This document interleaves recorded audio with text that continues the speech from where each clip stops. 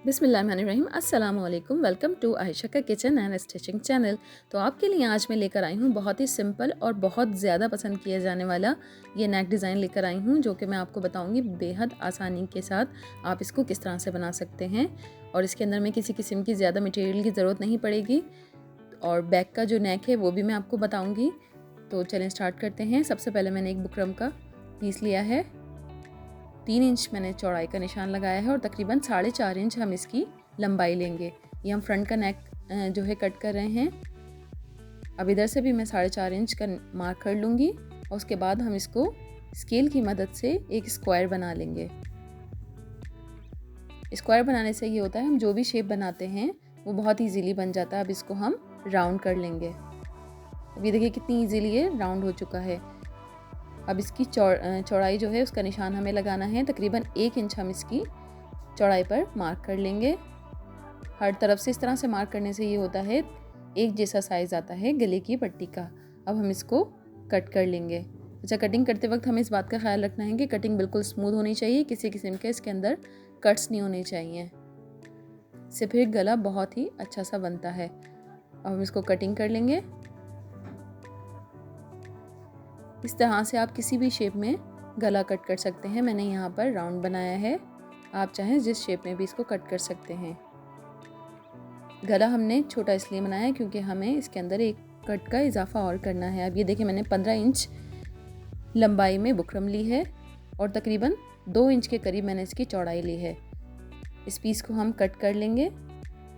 Cut करने के बाद हम इसके अंदर जो निशान लगाएंगे चौड़ाई का 3.8 cm का निशान लगाएंगे। अगर इस तरह से आपको समझना है तो आप 1.5 इंच को डबल कर दीजिएगा तो 3.8 cm बन जाएगा। अब इसके ऊपर हम निशान लगा लेंगे और लंबाई का निशान लगाएंगे। जो हमें कट लगाना है वो तकरीबन 3.5 इंच लंबाई पर लगाना है। अब इसको हम लंबाई से चौड़ाई को हमने मार्क कर लिया है। अब इधर भी हम तकरीबन 1 cm के करीब बुकरम छोड़ के निशान लगा लेंगे। नीचे से हम तकरीबन 1 इंच छोड़ देंगे बुकरम को। अब इधर से हम 1-1 इंच का मार्क करते जाएंगे ताकि पट्टी की जो चौड़ाई है वो एक जैसी आए। नीचे तक हम इसी तरह से 1-1 इंच का मार्क कर लेंगे। इस तरह से हमें बिल्कुल एक ही साइज़ की बुकरम की पट्टी मिल जाती है। अब इसको स्केल की मदद से हम इवन कर लेंगे और नीचे से हमने 1 इंच जो छोड़ा था उसको भी हम मार्क कर लेंगे। अब हम इसको कटिंग कर लेंगे। इस तरह से जब आप बुकरम पर गला कट करते हैं तो आपको बनाने में बहुत आसानी होती है और बहुत परफेक्ट शेप निकल कर आता है। अच्छा, इधर से हमें बहुत ज़्यादा गैप नहीं देना है, सिर्फ 1 cm का ही हमें इसको कट करना है। बहुत ज़्यादा गैप हमें नहीं चाहिए, तो बस 1 cm के बराबर ही हमने इसको कट कर लिया है। अब नीचे से भी हम इसको कट कर लेंगे और ऊपर से जब हम कट करेंगे तो हम इसको एक पिन से अटैच कर देंगे। दोनों पल्ले एक साथ मिल जाएंगे तो कटिंग करने में हमें बिल्कुल भी परेशानी नहीं होगी और ये आगे पीछे भी नहीं होंगे। इस तरह से पिन लगाने के बाद हम इसको कट कर लेंगे। जो हमने मार्क किया था बिल्कुल उसी के ऊपर हम इसको कट करेंगे।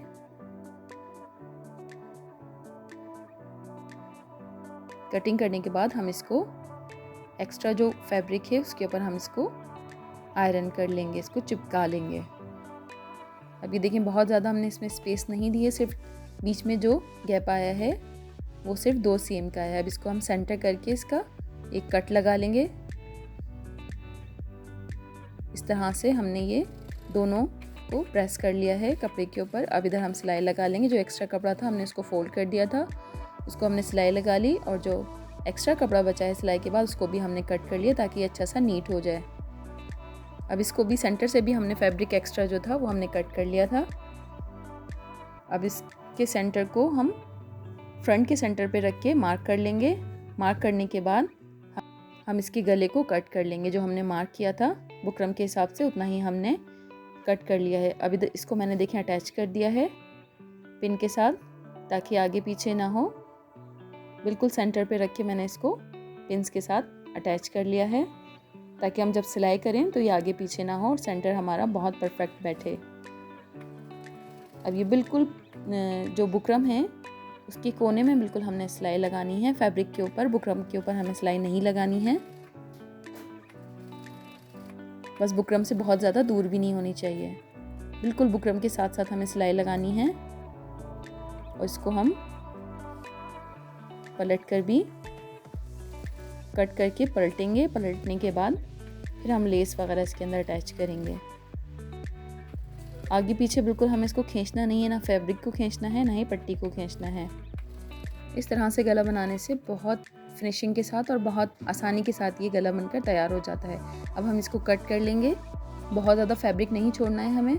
और सेंटर से जब हम कट करेंगे तो हम ख्याल रखेंगे कि जो हमने सिलाई की है वो कटने ना पाए। बिल्कुल आराम से हम इसको कट कर लेंगे। कट करने के बाद जो कॉर्नर आएगा उसके ऊपर हम कट लगा देंगे, ताकि जब हम इसको फोल्ड करें तो ये बहुत फिनिशिंग के साथ फोल्ड हो जाए।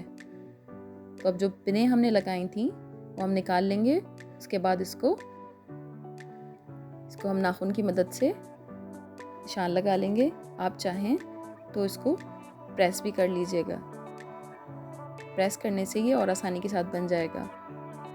अब ये इसके ऊपर हम लेस रख लेंगे।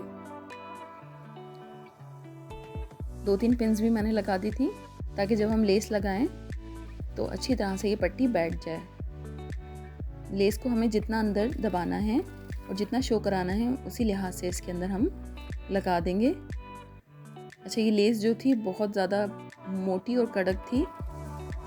वैसे अमूमन इसमें जो लगती है वो बहुत पतली और सॉफ्ट सी लेस लगा देते हैं, लेकिन क्लाइंट की हमारे फरमाइश थी कि जो यही वाली लेस लगानी है, क्योंकि उनको थोड़ा सा ये ड्रेस को फॉर्मल करना था। तो क्लाइंट इज़ ऑलवेज़ राइट, तो इस वजह से ज़ाहिर है उनके हिसाब से, उनकी चॉइस के हिसाब से ही हमें इसको अटैच करना पड़ा इसके अंदर। अब कॉर्नर पे लाके हमने इसको फोल्ड करके इसका अच्छा सा कॉर्नर बना लिया है। दूसरा वाला कॉर्नर भी हम इसी तरह से बना लेंगे। जो सॉफ्ट लेस होती है उसको लगाना बहुत आसान होता है और थोड़ी सी जो हार्ड होती है उसमें थोड़ी सी मुश्किल होती है, स्पेशली जब हम कॉर्नर वगैरह बनाते हैं। अच्छा, सिलाई जो आपको लगानी है बहुत फिनिशिंग के साथ लगानी है, क्योंकि ये फ्रंट पर आएगी और एक जैसी ही हमें इसको सिलाई लगानी है। लब की सिलाई जो होती है, टॉप स्टिच, वो हमें इसको लगा लेनी है। और लेस भी कोशिश करनी है कि बिल्कुल एक साइज़ की आनी चाहिए। जितनी भी आपने स्टार्टिंग में दबाई थी एंड तक आपको उतनी ही अंदर करनी है और बाहर भी उतनी ही शो होनी चाहिए। ये सिलाई लग चुकी है, इसको हम डबल कर देंगे। पक्का करने के बाद मैंने सारी पिन्स जो लगाई थी वो रिमूव कर लूँगी। अब ये देखिए, अभी हमने बिल्कुल भी इसके ऊपर आयरन नहीं लगाई है, उसके बावजूद इतना अच्छा सा इसकी बैठक हुई है गले की। अब ये जो गले का हमने पट्टी काटी थी उसको हम इसके अंदर अटैच कर लेंगे। उसके बाद दूसरा वाला साइड है उसको भी हम अच्छी तरह से इसको बिठाएंगे। बिल्कुल भी किसी भी पल्ले को हमें खींचना नहीं है। और बीच में से जो बुकरम एक्स्ट्रा है उसके ऊपर भी हम सिलाई लगा लेंगे, उसमें गैप ही दे देंगे। उसको बाद में हम कट करके फोल्ड कर देंगे। बिल्कुल बुकरम के साथ साथ हमें इसकी सिलाई लगानी है, बुकरम के ऊपर नहीं लगानी है। उसके बाद जो एक्स्ट्रा कपड़ा होगा वो हम इसको कट कर देंगे। बहुत ज़्यादा दबाव में इसको नहीं रखना है वरना फिनिशिंग नहीं आती है। अब हम इसको कट कर लेंगे। कट करने के बाद हम इसके अंदर कट्स लगा देंगे ताकि जब हम फोल्ड करें तो बहुत अच्छी फिनिशिंग के साथ हमारा गला तैयार हो जाए। तो करीब करीब हम इसके कट्स लगा देंगे। यहाँ से जो एक्स्ट्रा कपड़ा है उसको भी हम कट कर देंगे। अगर हम चाहें तो हम इसको एक ही बुकरम के साथ कट करके बना सकते हैं, लेकिन हमें इसके अंदर लेस अटैच करनी थी।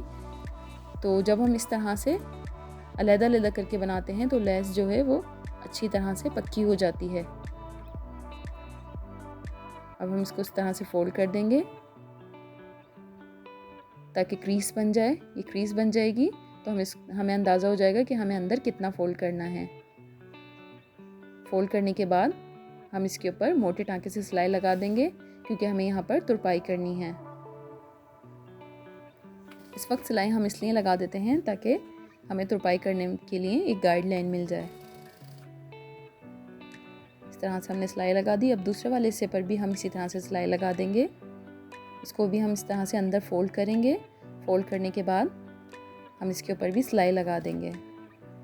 तो जब भी आप गला बनाया करें या स्लीव्स के कोई भी डिज़ाइंस बनाएं तो कोशिश करें कि जो ऊपर जो है ज़्यादा सिलाइयाँ नहीं आनी चाहिए, इससे इसकी खूबसूरती में कमी आ जाती है, थोड़ा सा मैसी सा लुक लगने लगता है। अब ये मैंने कपड़ा लिया है, तकरीबन 14 इंच मैंने इसकी लंबाई ली है और 2 इंच मैंने इसकी चौड़ाई ली है। ये कन्नी वाला कपड़ा है, किनारी वाला। अगर आपके पास कन्नी वाला कपड़ा ना हो तो आप एक साइड में इसको पहले फ़ोल्ड कर लीजिएगा। फ़ोल्ड करने के बाद मैंने ऊपर सिलाई लगाई, उसको फिर मैंने पलट लिया। पलटने के बाद इस तरह से पट्टी तैयार हो चुकी है हमारी। अब ये मैंने एक ओरेब कपड़ा लिया है, ओरेब पट्टी, और 4 तह मैंने धागों की ली है और उसके ऊपर एक नॉट लगा के मोटी सी अब इसके ऊपर मैं सिलाई कर दूंगी। ये हम डोरी बना रहे हैं कपड़े की। इस तरह से बनाने से बहुत आसानी के साथ डोरी पलट जाती है। अब ये धागे को हम बिल्कुल सेंटर में रखेंगे और बिल्कुल बारीक सी, जितनी बारीक हो सके हम सिलाई लगा लेंगे। तकरीबन मैंने 15 से 20 इंच लंबी ली थी और 1 इंच चौड़ाई ली थी मैंने कपड़े की। अब इस तरह से मैं कॉर्नर इसका बिल्कुल बारीक कर दूंगी। बारीक करने के बाद हम ये धागे को इस तरह से आहिस्ता आहिस्ता करके खींच लेंगे। स्लो हम खींचेंगे तो डोरी हमारी आराम से बन जाएगी। अब इधर मैंने गले का निशान लगाया है, 7.5 इंच पर मैंने मार्क किया है, जहाँ हमें पट्टी अटैच करनी है 7.5 इंच के बाद। जितना आपको गला रखना हो आप उसी हिसाब से रख लीजिएगा। आप 8 इंच भी रख सकते हैं, जो आपकी रिक्वायरमेंट होगी उसी हिसाब से आप गले का साइज़ रख सकते हैं। अब 7.5 इंच के ऊपर हम जो पट्टी हमने बनाई है कपड़े की, उसको हम अटैच कर देंगे। सिलाई बिल्कुल एक जैसी और फिनिशिंग के साथ होनी चाहिए। दबाव हम पट्टी का जो है वो तकरीबन 2 से 3 cm का लेंगे, बहुत ज़्यादा नहीं लेना है हमें। अंदर पट्टी बहुत ज़्यादा नहीं दबानी है, इसलिए हमने बहुत ज़्यादा चौड़ी पट्टी भी नहीं ली थी। अब कॉर्नर पर लाकर हम इसको टर्न कर देंगे। टर्न करने के बाद जो हमने डोरी बनाई थी उसको हमने तकरीबन 3 इंच की डोरी को कट कर लिया था। उसके अंदर हमने नॉट लगा दी थी। बहुत खूबसूरत सा, स्टाइलिश सा लगता है। इस तरह से बनाने से आपको एक्स्ट्रा किसी बटन वगैरह की भी ज़रूरत नहीं होती। अब ये मैंने निशान लगा लिए हैं, 1-1 इंच पर मैंने तकरीबन निशान लगाए हैं, ताकि सारी जितने भी हम डोरी लगाएं जो हमने नॉट लगाई है तो वो एक ही साइज़ की आएँ। अब ये देखें, इस तरह से मैंने नॉट लगा ली थी 1-1 इंच की डोरी, 3-3 इंच की डोरी को कट करके, क्योंकि जब हम नॉट लगाते हैं तो वो मज़ीद छोटी हो जाती है, इसलिए हमें 3 इंच रखना पड़ेगा। अगर आपको इस तरह से लगाने मुश्किल हो तो आप सिंगल पैर का जो बूट होता है वो भी लगा सकते हैं, लेकिन मेरी मशीन इस पर चल जाती है। मशीन की हालत पर ना जाए, वो कहते हैं ना कि मेरी हालत पे ना जा मेरे किरदार को देख, तो वही हालत हमारी मशीन की है कि देखने में तो ये बहुत ओल्ड, वाकई ये ओल्ड भी है, तकरीबन 20-25 साल पुरानी ये मशीन है मेरे पास, तो इसकी कंडीशन हुई हुई है, लेकिन ये काम बहुत ज़बरदस्त करती है, तो इसलिए मैंने अभी तक इसका साथ नहीं छोड़ा है। तो जब ये हमारा साथ निभा रही है तो हम भी इसका साथ नहीं छोड़ेंगे। तो इसी तरह से हमने लास्ट तक सिलाई लगा देनी है और बहुत ही फिनिशिंग के साथ।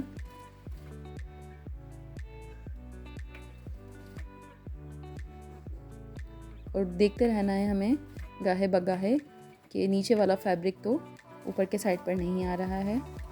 बस एंड पे सिलाई लगा के हम इसको कट कर देंगे। और नीचे जो हमने एक पट्टी अटैच की थी फैब्रिक की, जो एक्स्ट्रा है हमने कट करके उसको फोल्ड कर दिया है। फोल्ड करने के बाद हम इसके ऊपर भी सिलाई कर देंगे ताकि ये भी पक्की हो जाए, कुछ भी कच्चा ना रहे। अब ये बैक का नेक हम बनाएंगे। तकरीबन 3.5 इंच मैंने लंबाई ली है और 3 इंच तकरीबन मैंने चौड़ाई ली है। 3 इंच से थोड़ा सा कम ही ली है क्योंकि हमें इसमें दबाव भी लेना है। और तकरीबन 5 इंच चौड़ाई मैंने कपड़े की ली है, 5 इंच लंबाई ली है मैंने कपड़े की, और इसको मैंने स्क्वायर में कट कर लिया है। कट करने के बाद जो हमने गला कट किया था उसको रखकर हम कपड़े के ऊपर मार्क कर लेंगे, गले जितना, गले के हिसाब से हमने इसको मार्क कर लिया है। अब हम इसको कट कर लेंगे। इस तरह से जो पीछे के गले को बनाते हैं तो ये बहुत अच्छी सी इसकी बैठक होती है और कहीं से भी ये खिंचता नहीं है, ना पीछे की तरफ जाता है ये। अब तकरीबन 1.5 इंच मैंने इसकी चौड़ी पट्टी कटिंग कर ली है। बिल्कुल गले के साइज़ की ये पट्टी तैयार हो चुकी है। अब पट्टी को मैंने सीधा रखा है और जो बैक है हमारा शर्ट का उसको मैंने उल्टा रखा है और तकरीबन 1 बूट की मैं सिलाई लगा लूँगी इसके ऊपर। किसी भी पल्ले को हमें खींचना नहीं है, हम पट्टी को खींचेंगे ना हम बैक को खींचेंगे। बिल्कुल आराम से ये बैठ जाएगी। उसके बाद हमने इसके कट लगा लेने हैं करीब करीब। उसके बाद पट्टी के ऊपर हम टॉप स्टिच कर लेंगे, लब की सिलाई लगा लेंगे। दबाव भी हमें पट्टी की तरफ ही रखना है और सिलाई भी हमें पट्टी के ऊपर ही लगानी है। उसके बाद यहाँ से हम फोल्ड कर देंगे क्योंकि ये कच्चा है। पहले से इसके ऊपर सिलाई करने से ये होता है कि जब हम इसको पलट कर सिलाई लगाएंगे तो हमें बिल्कुल भी परेशानी नहीं होगी और बहुत ही अच्छी फिनिशिंग के साथ ये गला हमारा तैयार हो जाएगा। सिलाई करते वक्त आपको इस बात का ख्याल रखना चाहिए कि जो भी एक्स्ट्रा धागे वगैरह निकल रहे हैं हाथ के हाथ हम इसको रिमूव करते जाएं ताकि हमारा जब पीस तैयार हो तो बहुत ही वो फिनिश लुक आए उसके अंदर। अब इसको देखिए हम बैक को और फ्रंट को हम अटैच कर रहे हैं। बिल्कुल पट्टी की जो कोना है वहाँ तक ही हमें फ्रंट को लेकर आना है। फ्रंट के गले को जो एक्स्ट्रा पट्टी हमने लगाई है उसके ऊपर फ्रंट नहीं आना चाहिए बिल्कुल। अब ये देखिए दोनों साइड पे हमने सिलाई कर ली है। उसके बाद हम इसको इस तरह से करके फोल्ड करेंगे एक्स्ट्रा कपड़े को पीछे के साइड पे और पहले इस पे सिलाई लगा के और पूरे गले पर हम सिलाई कर देंगे। यहाँ पर भी हमें तुरपाई करनी है तो हम बड़े टांके से ही इस पर सिलाई करेंगे। बहुत ज़बरदस्त सी वीडियोस आपके लिए आने वाली हैं सिलाई की। पिछली वीडियो जो हमने बनाई है, पहली जो हमारी वीडियो थी, उसका रिस्पांस बहुत अच्छा आया है। बस इसी तरह आप लोग हमें सपोर्ट करते रहें तो हम भी आपके लिए मेहनत करते रहेंगे और लाते रहेंगे आपके लिए बहुत ही इन्फॉर्मेटिव सी वीडियोस। तो पुराने कपड़ों के साथ नए कपड़े तैयार करने का तरीका भी मैं आपको बताऊंगी। आप बिलीव करें, आपको यकीन नहीं आएगा आपके इतने ओल्ड जो क्लोथ्स हैं जो आप रिटायर कर चुके हैं उसको आप रिन्यू किस तरह से कर सकते हैं। तो अब ये देखें हमारा गला बिल्कुल तैयार हो चुका है।